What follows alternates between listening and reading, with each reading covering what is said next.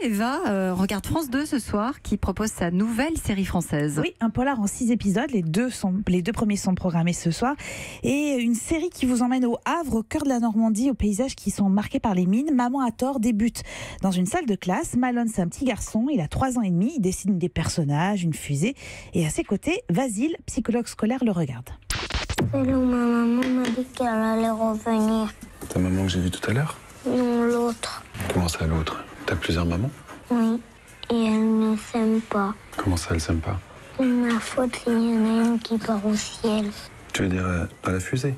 Avec toi? Non, dormir pour toujours, à cause de moi. Pourquoi tu dis que c'est à cause de toi? Parce que je sais plus laquelle est ma vraie maman. Et oui, 2 mamans pour un petit garçon qui ne sait plus qui est la vraie. Alors le psychologue va prendre ses déclarations très au sérieux et il va décider de demander de l'aide à Marianne qui est commandante de police au Havre. Alors le polar repose sur un principe. Quelle est la mécanique des souvenirs dans la tête d'un enfant avant l'âge de 3 ans? Eh bien, explication entre le psy et la flic. Chez un jeune enfant, si on réactive pas les souvenirs, ils s'effacent. Par exemple, prenez un enfant à qui vous allez montrer un dessin animé, toujours le même, tous les jours, de sa naissance à ses 3 ans. D'accord? Il va finir par le connaître par cœur. Ok? Puis vous arrêtez de lui montrer ce dessin animé pendant 1 an. Le jour de ses 4 ans, vous le mettez devant le même dessin animé. Qu'est-ce qui va se passer d'après vous? Il va vous raconter la fin avant même que le film ait commencé. Pas du tout.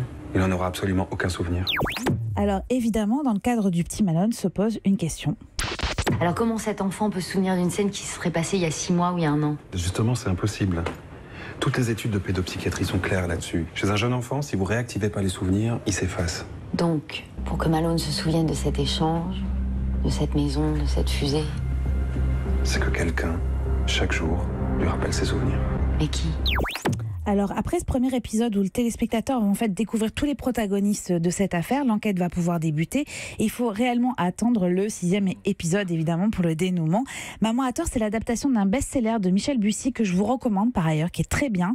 C'est une adaptation réussie, alors malgré quelques lourdeurs scénaristiques, mais Anne Charrier que vous venez d'entendre dans le rôle de la commandante est absolument parfaite et le réalisateur François Weil a surtout réussi à retranscrire l'importance du Havre, qui est un personnage en fait à part entière dans le roman de Michel Bussy et qu'il est réellement aussi dans cette fiction. Ça s'appelle Maman a tort sur France 2 à 20h55 et c'est réussi. Mais on parle télé, ce soir à ne pas manquer non plus, oui, si vous le voulez, le documentaire politique sur France 3, De Gaulle et Pompidou jusqu'à la rupture. C'est signé effectivement Catherine Ney. L'éditorialiste sera tout à l'heure l'invité de Philippe Vandel sur Europe 1 dans le Village Média à partir de 9h30. Europe